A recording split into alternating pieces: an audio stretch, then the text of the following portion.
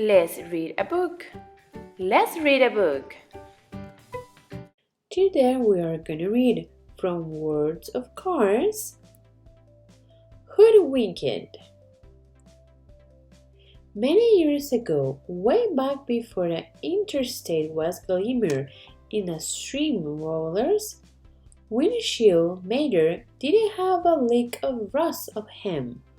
He was shiny and blue, without a dent inside. Heck, he even had a hood. Mater was one of the top 4 or 5 best-looking trucks in town, if he did say so himself. And he did, all the time. When he wasn't towing broken-down cars and trucks, Mater loved hanging out with his cousins. They had a truckload of fun together. Sometimes Mater would have a spinning contest with Cousin Judd, or he'd go hubcap collecting with Cousin Woodford. And sometimes late at night, when everyone else in town was asleep, Mater and Cousin Cletus would go tractor peeping. Tractors is so dumb, Mater always liked to say. But their favorite thing was to go fishing on a lazy Sunday afternoon. They'll fill their coolers with cans of ice-cold motor oil and head to the lake, drop their hooks in and wait for a bite. Truth be told, it was Mater who did all the fishing while his cousin did most of the relaxing. You wouldn't believe the amazing things they find. Bent windshield wipers, flat tires, rusty bumpers, broken rear-wheel mirrors. As Grammy Mater always used to say, one car's trash was another car's treasure, and ain't that the truth? But the stories of the one that got away were what Mater liked best. That fender was this big, Cousin Buffer always said. Mater took his fishing very seriously. He had been practicing and practicing a new casting technique every chance he got. He couldn't wait to show it off to his cousins. One sunny afternoon, he was ready. I ain't bragging or nothing, Mater said, but watch this. The cousins watched as Mater swung his toe cable twice around his cap, flip it over his left hind, and aim for the water. Thunk! He had hooked his own hood, towed it clean off, and tossed it into the lake. Splash! His cousin stared. Did you mean to do that? Cousin Buford finally asked. Shoot, no! Mater cried. I done lost my hood. It took a while, but they finally fished out the hood. Well, I plumb took it out, said Cousin Judd. They look out their day's catch. 4 rusty windshield wipers, 3 bald tires, 2 bent steering wheels, and 1 blue slightly dented. It was time to call it a day. Well, looky here, said a voice. Dadgum it, thought Mater. He didn't have to look. He knew who it was. It was Bubba, the biggest, baddest bully in town. Bubba liked to pick on cars smaller than he was. His favorite thing was to challenge them to a race. He always won, of course. Fishing for junk again? Bubba said with a sneer. Then, fast as greasy lightning, he picked up Mater's hoods and tossed it into his friend. Keep it away, Bubba shouted. Mater and his cousin raced around trying to get his hood back before it got even more dent.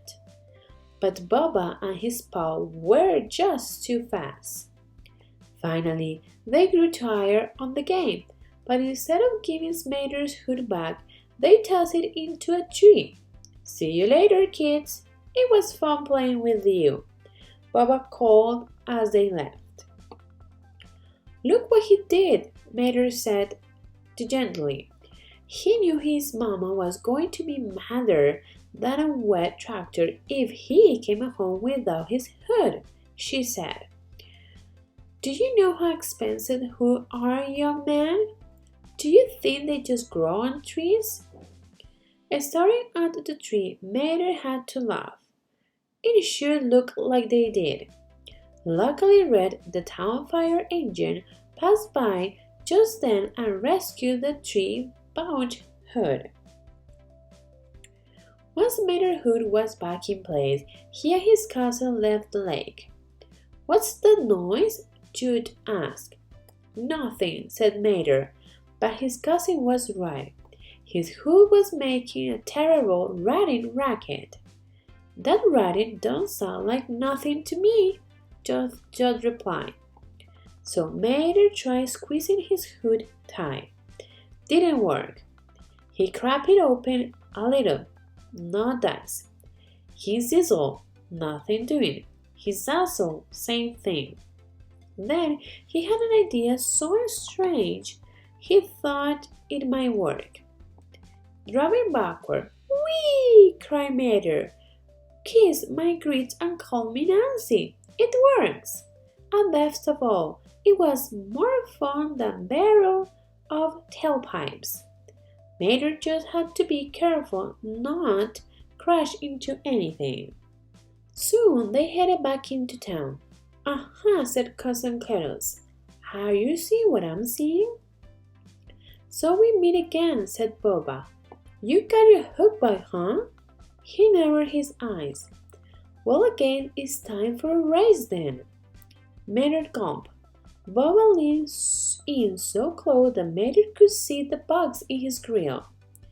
And to make things even more interesting, the loser has to buy the winner a tank of gas.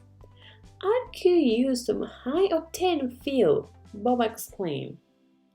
Mater gulped again, but then he smiled. He had an idea. "I'll race you, all right," Mater said. "But are you thinking you can beat me if we race blindfolded?" "Of course," scoffed Baba. "If we race on two wheels?" "No problem," said Baba. "How about if we race backward?" Mater asked. "Whatever," said Baba. "I can beat you any day, anyway." Mater's cousin smiled.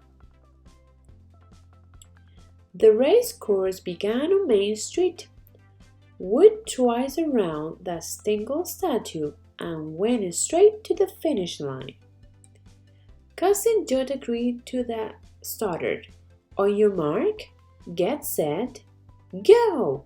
he shouted, and with that, Red rang his bell. They were off. Baba shot into the lead, laughing away. But he soon realized that driving backward was a talent. One he didn't have.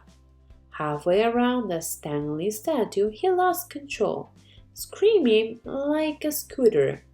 Meanwhile, Mater zipped down the main street, spun around the statue twice, and was headed toward the finish line. That's when he saw Baba spinning out of control. A moment later, everyone honked and cheered as Mater won the race. Mater was so happy he couldn't help showing off. He did a little victory dance, and his hood popped clean off. "Dang it!" Mater shouted. "Shame on you, Mr. Tow Mater," called a voice. "Put that hood right back on. You are in public." "Sorry, Mama," Mater said. Si te gustó este video, dale me gusta y no te olvides de suscribirte. También entra a www.claudacosta.com para adquirir práctica de este y de otros temas, productos exclusivos y tener la oportunidad de matricularte a mis clases de inglés.